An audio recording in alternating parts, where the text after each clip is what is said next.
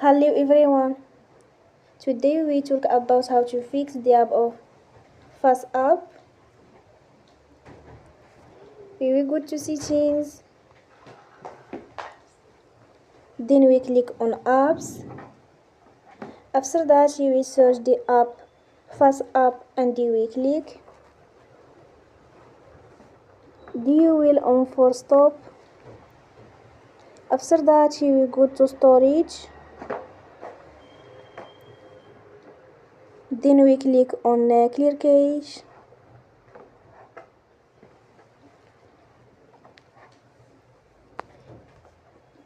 You will go to Play Store and you will update your app. Don't forget to support us by like and subscribe.